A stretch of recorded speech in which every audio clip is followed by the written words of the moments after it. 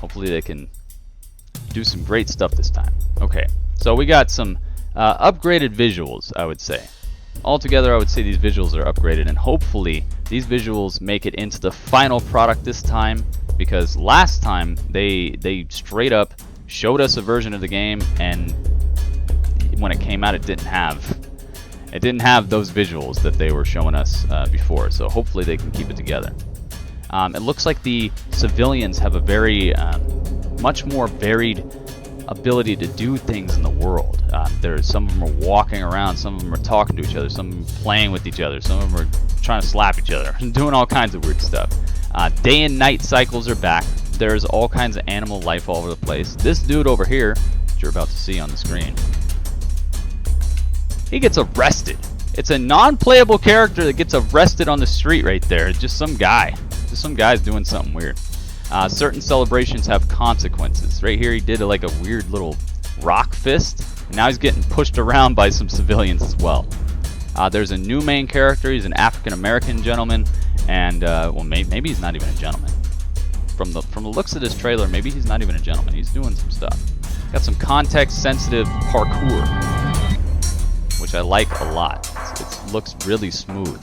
And he's also got a brand new weapon. It's like a pull cue on a string.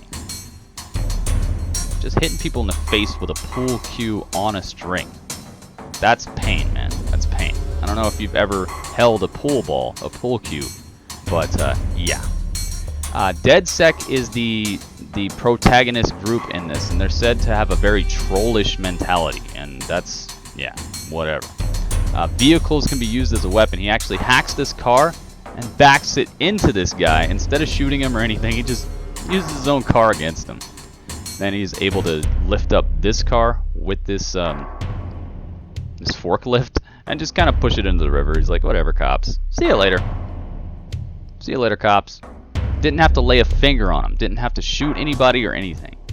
There's a lot of different weapons. There's a lot of different cars, vehicles. I love the variance in the time of day that they show in this trailer as well. And there's also drones.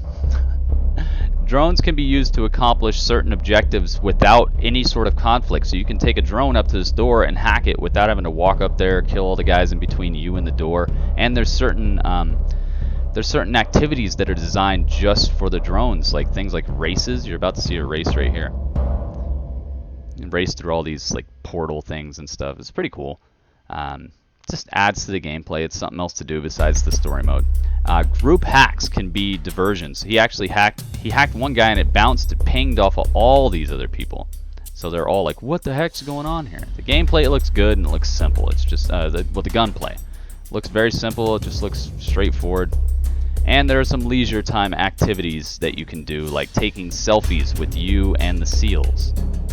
And I don't mean Navy SEALs, I mean the SEALs that are just hanging out there. You can pet dogs, you can go sailing. Just all together, the game is looking, I would say, better in every way. Every possible way. Except for people who live in Chicago. People in Chicago are probably like, why couldn't they do all this with Chicago? Why couldn't they do all this with Chicago? But besides that, if you don't live in Chicago, the game looks better in every possible way. The animations look great. Not that Watch Dogs 1 was a very bad game, but it definitely had some shortcomings, and it was just way overhyped. Way overhyped for what they actually delivered. They actually delivered I would say, a game that fell short of other open world games. Of course, everything falls short of Grand Theft Auto 5 when it comes to being an open world game, because that game it's like an opus. So to compare it to Grand Theft Auto 5, I don't think is fair. But Watch Dogs, even on its own, if Grand Theft Auto 5 would have never happened, Watch Dogs 1 would have still been somewhat disappointing for the level of hype, level of what they told us was going to be necessary or possible in the game, the graphics they showed us before the game came out. It just altogether was an effort that was good, but I'm pretty sure across the board, everybody, even the developer, could see the shortcomings of that game, and also how they just hyped the heck out of it and should have just kept it real with us. Because I think that can actually be a detriment to a game. Too much hype can kill your game. Your game doesn't even have to be bad. It's just if your game isn't epic, and you put epic hype on it, then the game can get downgraded in the reviews and things. So your game doesn't even have to be bad. It can be okay.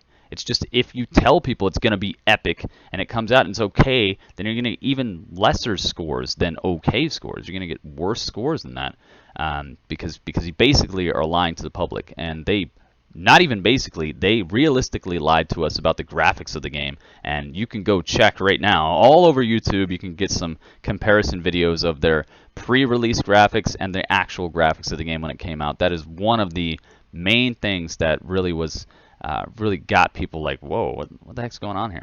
The game looks okay, trust me. The Watch Dogs looks okay, but they can't be doing that. That's why at the very beginning of that video, I had a little note at the bottom that said, hopefully these graphics actually make it into the final product, because I do not want to be lied to again.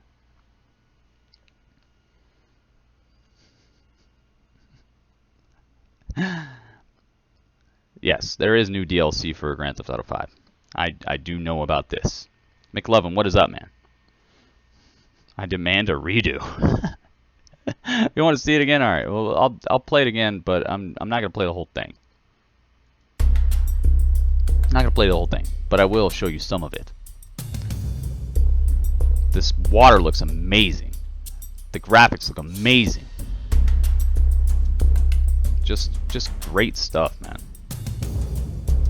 They made it so that the people on the streets actually feel more realistic. They feel like they're on their way to do something, from what I've seen in this trailer. I've seen it a couple times. I had to edit all this together. I cut it, I faded it, I did all kinds of words on the screen and stuff. So I've gotten a chance to see what people are doing in the background, what animals are doing in the background, and it looks like there's separate AI that's actually controlling these people. Look, those people were just playing around. The seals are just chilling. They're talking, doing whatever they're doing. I don't know. People on the streets there, like I said before, there's a guy getting arrested in this clip. He's getting arrested. This guy right here. That right there is just awesome to me. It means there's other criminals, there's other things that are going to happen. It's not just, oh, you car crash, I saw the house from Full House in the game. Super Zay, what is up, man? And also the fact that there's a new main character. I hope he has a personality this time.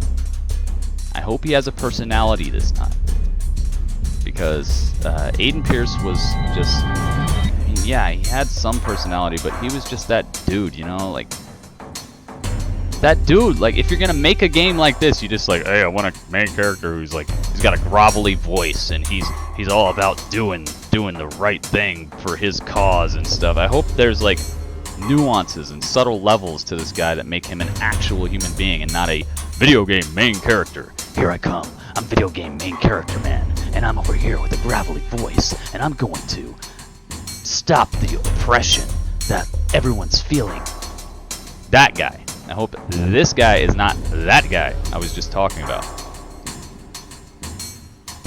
This is super cool as well, because you can actually hack things in the environment to have separate outcomes. In the first Watch Dogs, you could hack like a sewer vent and make, if they stand next to the sewer vent, you could make it like explode on them and they'd be like, ah. Or you could hack a thing that was coming up from the ground, a barricade that would stop other cars.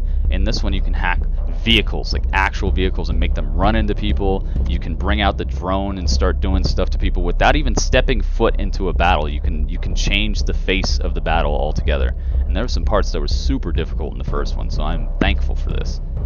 You get this first-person view on the drone. And you have two different types of drones that they show in this. You have the one that rolls around, and you have one that's you know, getting the sneak footage of the new Star Wars movie and giving us the screenshots. You can go get some sneak footage of the new Star Wars and publish it on the internet.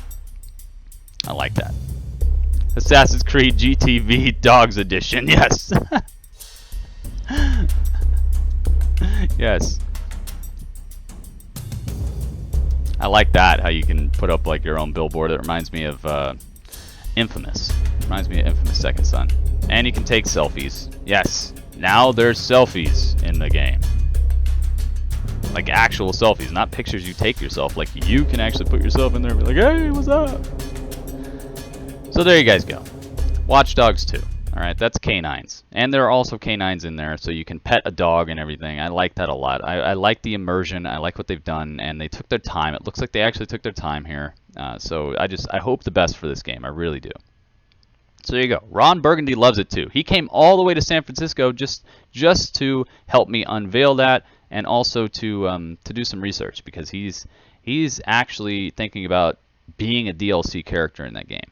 They've asked him. They asked him to be DLC, but he says he has to check it out and see how well his parkour works in San Francisco. In San Diego, his parkour is second to none.